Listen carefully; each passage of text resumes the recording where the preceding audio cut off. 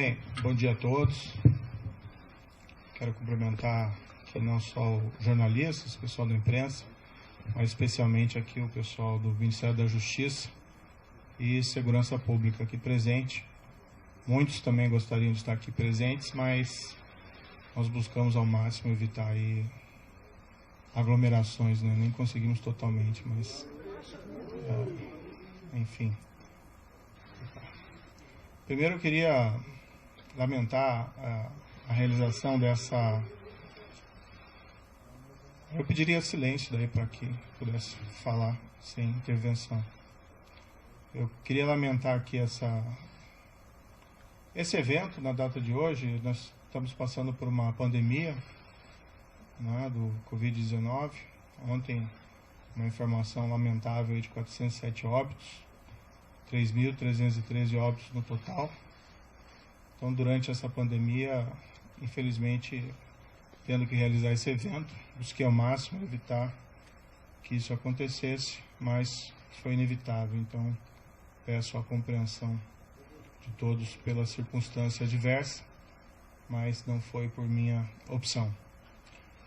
Antes de entrar no assunto específico, eu queria fazer só algumas reflexões gerais para poder justificar minhas decisões.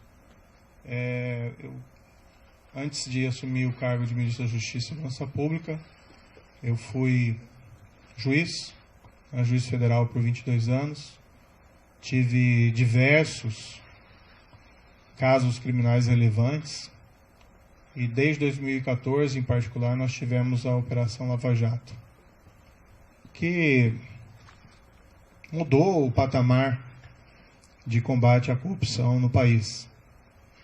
Claro que existe muito ainda a ser feito, mas aquela grande corrupção, que em geral era impune, esse cenário foi modificado. Isso foi um trabalho do Judiciário, do Ministério Público, de outros órgãos, e na parte da investigação, principalmente aí da Polícia Federal.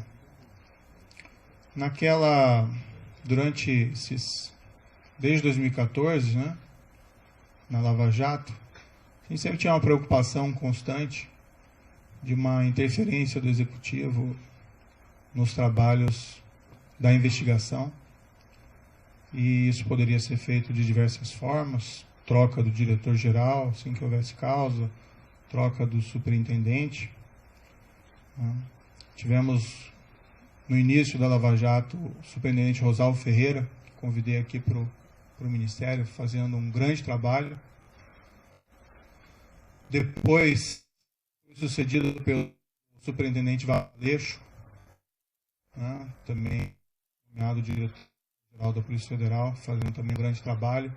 Houve essa substituição, na época foi pela aposentadoria, né, do Dr. Rosalvo. E, enfim, foi garantida a autonomia da Polícia Federal, né, durante esses trabalhos lá de investigação.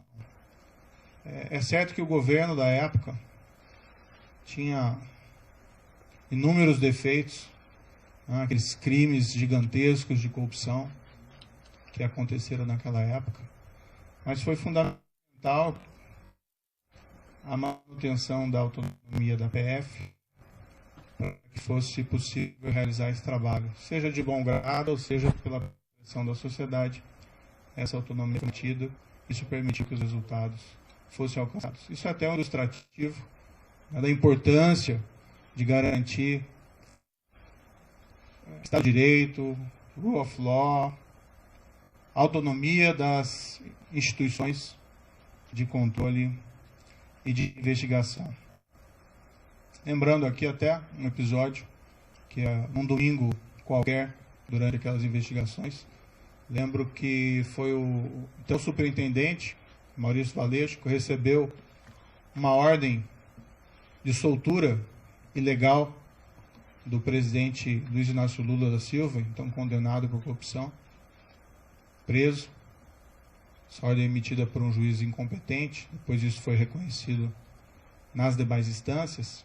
Foi graças à autonomia dele e ao sentimento da necessidade de cumprimento do dever que ele comunicou às autoridades judiciárias e foi possível rever essa ordem de prisão ilegal antes que ela fosse executada, a demonstrar o empenho dessas autoridades e da importância da autonomia das organizações de controle. No final de 2018, isso é uma história um pouco repetida, eu recebi convite do então eleito presidente da República, Jair Bolsonaro, e isso eu já falei publicamente diversas vezes. É fácil repetir essa história, porque essa história é absolutamente verdadeira. E fui convidado a ser ministro da Justiça e da Segurança Pública. O que foi conversado com o presidente, 1º de novembro, foi que nós teríamos um compromisso com o combate à corrupção, crime organizado e a criminalidade violenta. Inclusive foi me prometido na ocasião carta branca para nomear todos os assessores, inclusive desses órgãos, né, policiais, como a Polícia Rodoviária Federal e a própria Polícia Federal. Na ocasião, né, até aproveitando aqui um breve parênteses para desmistificar um dado, foi divulgado equivocadamente por algumas pessoas que eu teria estabelecido como condição para assumir o Ministério da Justiça uma nomeação ao Supremo Tribunal Federal. Nunca houve essa condição, até porque seria algo de aceitar um cargo de ministro da Justiça pensando em outro. Isso não é da minha natureza. Eu realmente assumi esse cargo, fui criticado, entendo essas críticas, mas a ideia era realmente buscar, num nível de formulador de políticas públicas aqui, numa alta posição do Executivo, de aprofundar o combate à corrupção e levar, né, esse maior efetividade em relação também à criminalidade violenta e ao crime organizado. Tem uma única condição que eu coloquei, não ia revelar, mas agora isso acho que não faz mais sentido, manter o segredo. Isso pode ser confirmado tanto pelo presidente como general Heleno. Eu disse que, como eu estava abandonando 22 anos da magistratura, contribuí 22 anos para a Previdência e perdia, né, saindo da magistratura, essa Previdência, pedi apenas, já que nós íamos ser firmes contra a criminalidade, especialmente a criminalidade organizada, que é muito poderosa, que se algo me acontecesse, né, pedi que a minha família não ficasse desamparada sem uma pensão. Foi a única condição que eu coloquei para assumir essa posição específica no Ministério da Justiça. Permito-me aqui dizer que o presidente concordou com esse compromisso, nem foi uma condição, o combate à corrupção, criminalidade violenta, criminalidade organizada. Falou até publicamente que me daria a carta branca. Eu já tinha uma expertise por trabalhar, né, com polícia, como juiz, evidentemente, em relação à criminalidade organizada, e aceitei aquele intento de realmente fazer com que as coisas evoluíssem. E minha avaliação na época é que essa aceitação ao convite foi muito bem acolhida pela sociedade.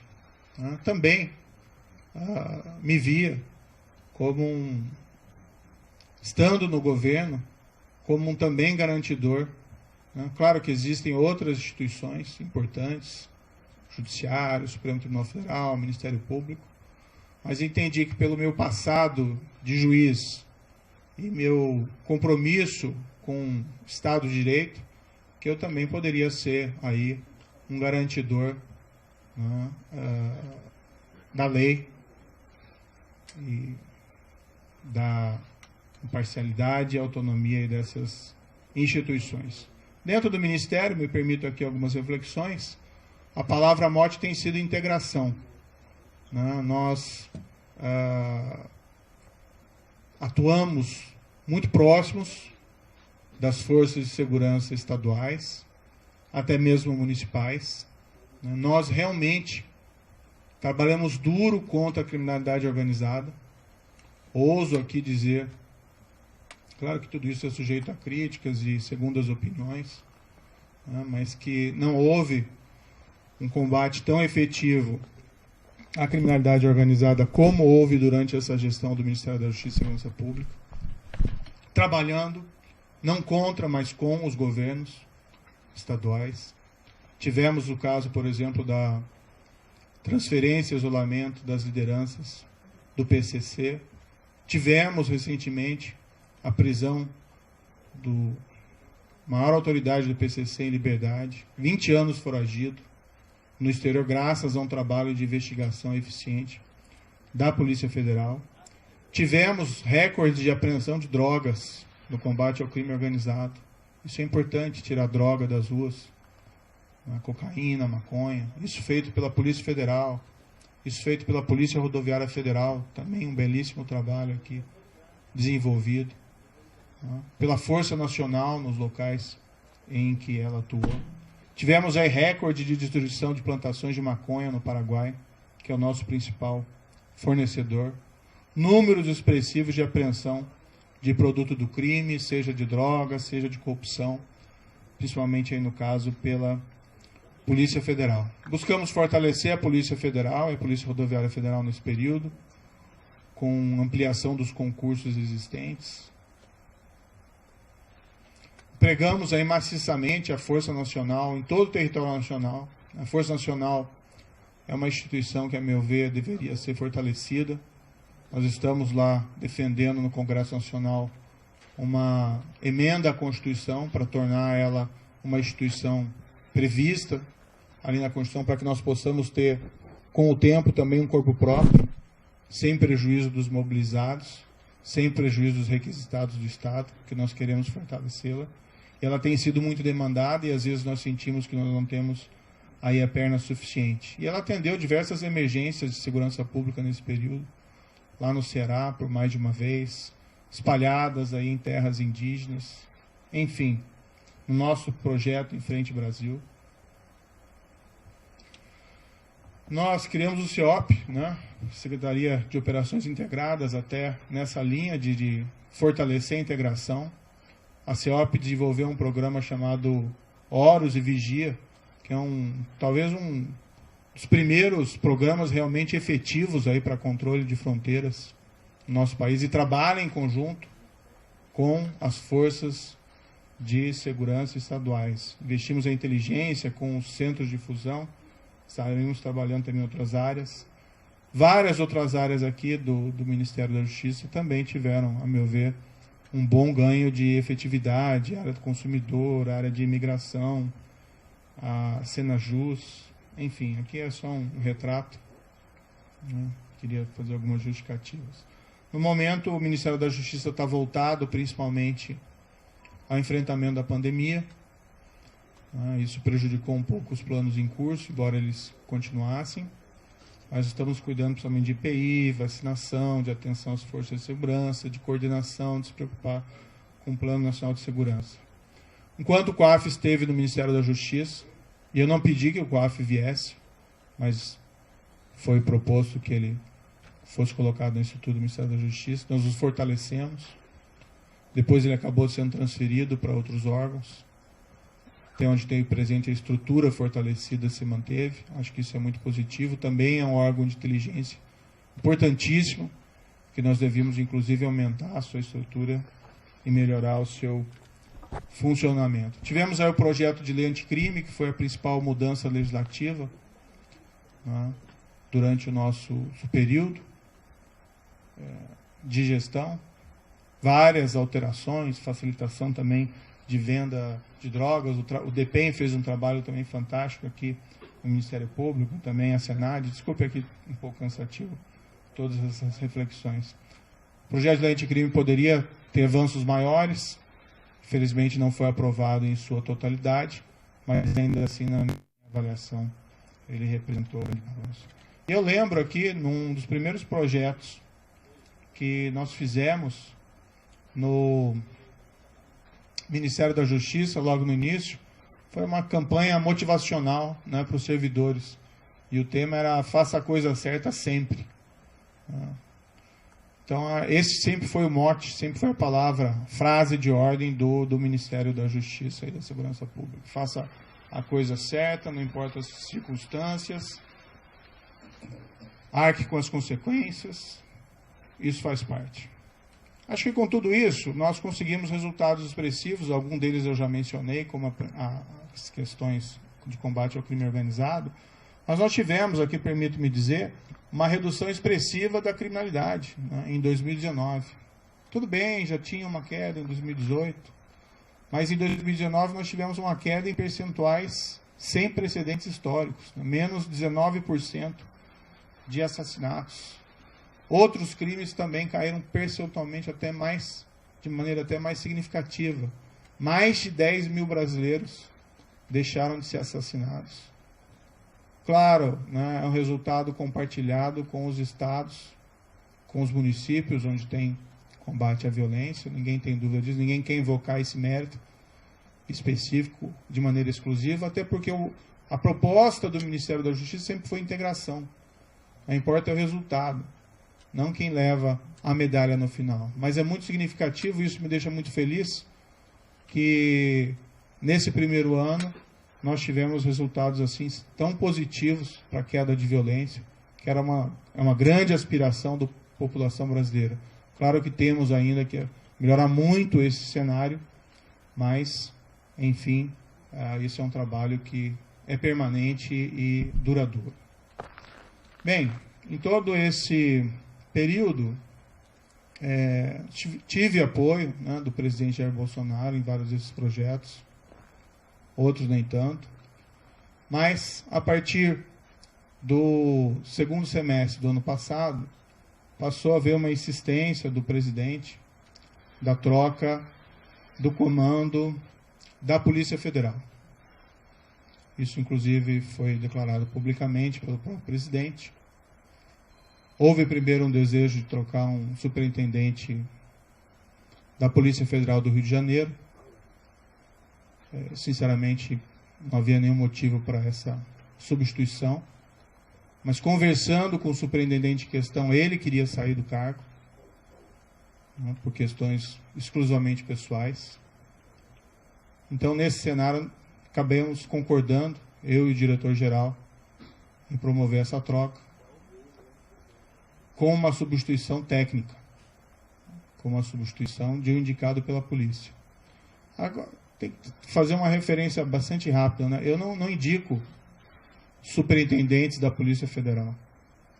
Tá? A única pessoa que eu indiquei na Polícia Federal foi o diretor, o Maurício Valeixo.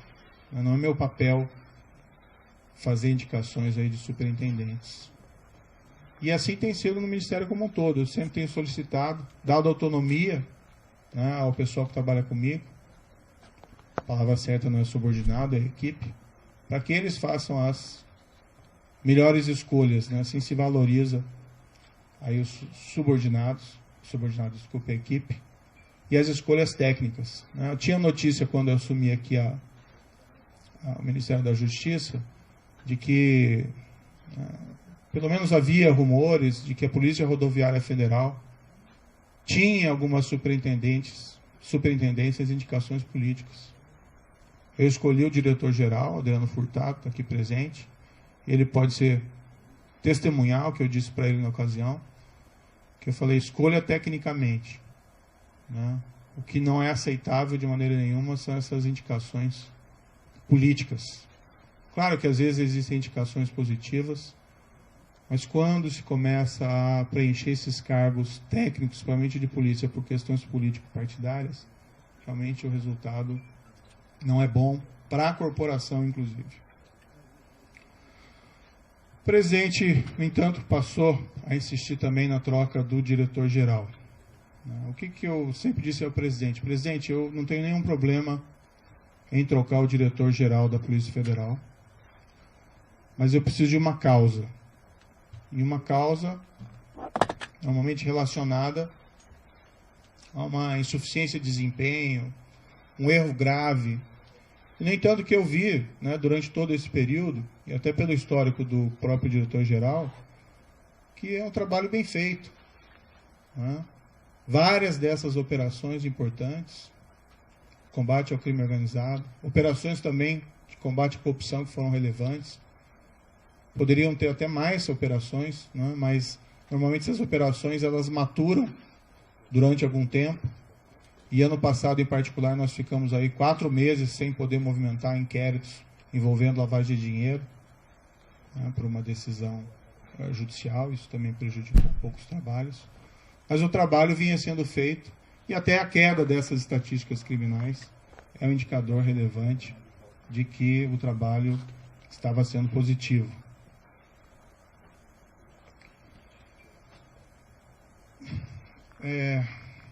Não é uma questão do nome. Né? Tem outros bons nomes para assumir o cargo de diretor da Polícia Federal. Né? Há outros delegados igualmente competentes. O grande problema de realizar essa troca, primeiro, haveria uma violação de uma promessa que me foi feita inicialmente, que eu teria carta branca. Em segundo lugar, não haveria uma causa para essa substituição.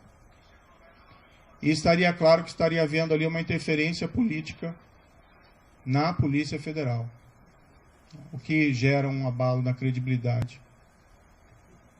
Não minha, mas minha também, mas também do governo, desse compromisso maior que nós temos que ter com a lei, com o rule of law, e ia ter impacto também, na minha opinião, na própria efetividade da Polícia Federal. Ia gerar uma desorganização. Não aconteceu durante a Lava Jato, a despeito de todos os problemas de corrupção dos governos anteriores. Houve até um episódio em que foi nomeado um diretor no passado com o intuito de interferência política e não deu certo, ficou pouco mais de 3 meses. A própria instituição rejeitou essa possibilidade. E o problema é que nas conversas com o presidente, e isso ele me disse expressamente, que não é só a troca do diretor-geral. Né? Haveria também a intenção de trocar superintendentes, novamente o superintendente do Rio de Janeiro,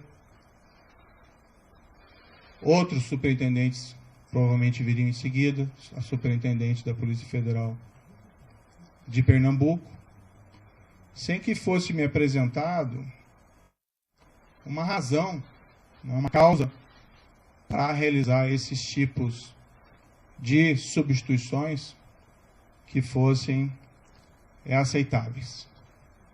Dialoguei muito tempo com o presidente, busquei postergar essa decisão, às vezes até sinalizando que poderia concordar no futuro, né, com essa possibilidade. E até num primeiro momento pensando, não, de repente pode ser feito, pode ser alterado, mas cada vez mais me veio a sinalização de que seria um grande equívoco realizar essa substituição. Ontem, né, eu conversei com o presidente, houve essa insistência do presidente, né, falei ao presidente que seria uma interferência política, ele disse que seria mesmo. Né. Falei que isso teria um impacto para todos, que seria negativo. Mas, para evitar uma crise, né, durante uma pandemia, não tenho vocação aí para carbonário, muito pelo contrário, acho que o momento é inapropriado para isso. Eu sinalizei, então, vamos, né, substituir o Valeixo por alguém que represente a continuidade dos trabalhos, alguém com um perfil absolutamente técnico e que fosse uma sugestão minha também. Na verdade, nem minha, uma sugestão da própria Polícia Federal. Eu sinalizei com o nome do atual diretor executivo da Polícia Federal, Disney Rossetti. Eu nem tenho uma grande familiaridade com Disney Rossetti, mas é uma pessoa de carreira, de confiança, E como eu disse, essas questões não são pessoais, não são preferências pessoais. São questões que têm que ser decididas tecnicamente. Fiz essa sinalização, mas não obtive resposta. O presidente tem a preferência por alguns nomes que seriam da indicação deles. Eu não sei qual que vai ser exatamente a escolha. Foi ventilado o nome de um delegado que passou mais tempo no Congresso do que na ativa, na Polícia Federal. Foi indicado, o sugerido nome do atual diretor da BIM, que tem até um bom nome dentro da Polícia Federal. Mas o grande problema é que não são tantos essa questão de quem colocar, o problema é por que trocar. E permitir que seja feita a interferência política no âmbito da Polícia Federal. O presidente me disse mais de uma vez, expressamente, que ele queria ter uma pessoa do contato pessoal dele, que ele pudesse ligar, que ele pudesse colher informações, que ele pudesse colher aí relatórios de inteligência, seja o diretor, seja o superintendente. E realmente não é o papel da Polícia Federal prestar esse tipo de informação. As investigações têm que ser preservadas. Imaginem se durante a própria Lava Jato, o ministro, o diretor-geral, o presidente, então presidente Dilma, o ex-presidente Luiz ficassem ligando para o superintendente em Curitiba para colher informações sobre as investigações em andamento. Então, a autonomia da Polícia Federal, como um respeito aí à autonomia da aplicação da lei, seja a quem for, isso é um valor fundamental que nós temos que preservar dentro de um Estado de Direito. O presidente me disse isso expressamente, ele pode ou não confirmar essas questões, mas, enfim, é algo que realmente eu não entendi apropriado. Então, o grande problema não é quem entra, mas por que alguém entra. E se esse alguém, sendo da corporação, aceitando substituição do atual diretor-geral, com o impacto que isso vai ter na corporação, não conseguiu dizer não para o presidente uma proposta dessa espécie, eu fico na dúvida se vai conseguir dizer não em relação a outros temas. Há uma possibilidade que se afirme que o Maurício Valeixo gostaria de sair, mas isso não é totalmente verdadeiro. O ápice da carreira de qualquer policial federal, delegado da Polícia Federal, é a direção-geral da Polícia Federal. E ele entrou com uma missão. Claro que, depois de tantas pressões para que ele saísse, ele de fato até manifestou a mim: olha, talvez seja melhor eu sair para diminuir essa cisma, e nós conseguimos realizar uma substituição aqui adequada. Eu sairia para uma distância, para outro cargo. Mas nunca isso voluntariamente, sim decorrente dessa pressão, que a meu ver não é aí apropriado. E o grande problema, uma substituição que seja orientada aí por causas que possam ser sustentadas, não haveria aí nenhum problema específico. O presidente também me informou que tinha preocupação com inquéritos em curso no Supremo Tribunal Federal e que a troca também seria oportuna da Polícia Federal por esse motivo. Também não é uma razão que justifique a substituição, até algo que gera uma grande preocupação. Enfim, eu, né, sinto que eu tenho o dever de tentar proteger a instituição, a Polícia Federal. E por todos esses motivos, ainda busquei uma solução alternativa para tentar evitar aí uma crise política durante uma pandemia. Acho que o foco deveria ser o combate à pandemia, mas entendi que eu não podia aí deixar de lado esse meu compromisso com o Estado de Direito. A exoneração que foi publicada, eu fiquei sabendo pelo Diário Oficial, pela madrugada. Eu não assinei esse decreto. Em nenhum momento isso foi trazido, em nenhum momento o diretor-geral da Polícia Federal apresentou um pedido formal de exoneração. Depois ele me comunicou que ontem à noite recebeu uma ligação dizendo que ia ser exoneração a pedido e se ele concordava, né? Ele disse, como é que eu vou concordar com alguma coisa? Eu vou fazer o quê, né? Se ele já está sujeito à exoneração a pedido ou à exoneração ex officio. Mas o fato é que não existe nenhum pedido que foi feito de maneira formal. Eu, sinceramente, fui surpreendido. Achei que isso foi ofensivo. Vi que depois a SECOM afirmou que houve essa exoneração a pedido, mas isso, de fato, não é verdadeiro. Para mim, esse último ato também é uma sinalização de que o presidente me quer realmente fora do cargo, não me quer presente aqui dentro do cargo, porque essa precipitação na realização da exoneração não vejo aí muita justificativa.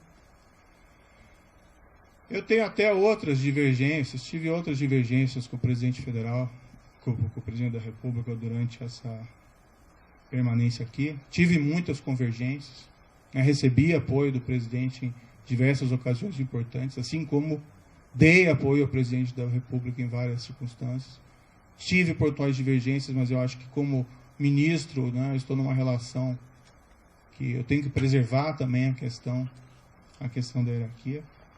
Mas não vou aqui falar dessas outras divergências, isso fica para uma outra ocasião.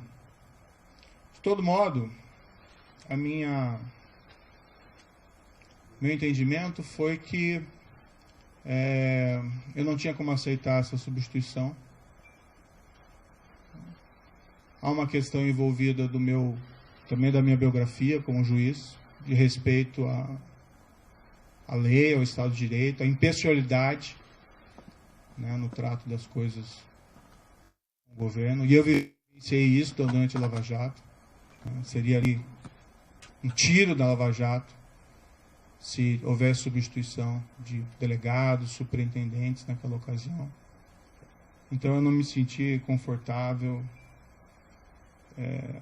Tenho que preservar a minha biografia, mas acima de tudo eu tenho que preservar o compromisso, que foi o compromisso que eu assumi inicialmente com o próprio presidente, que nós seríamos aí firmes no combate à corrupção, crime organizado e criminalidade violenta.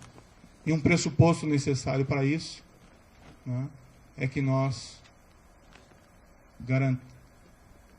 temos que garantir aí o respeito à lei, a própria autonomia da Polícia Federal contra interferências políticas. Certo, o presidente indica, ele tem essa competência, ele indica o diretor-geral, mas ele assumiu um compromisso comigo inicial de que seria uma escolha técnica, que eu faria essa escolha, e o trabalho vem sendo realizado. Poderia ser alterado o diretor-geral, desde que eu tivesse uma causa consistente. Não tendo uma causa consistente e percebendo que essa interferência política pode levar a relações impróprias entre o diretor-geral, entre os superintendentes, com o presidente da República, é algo que realmente eu não posso concordar.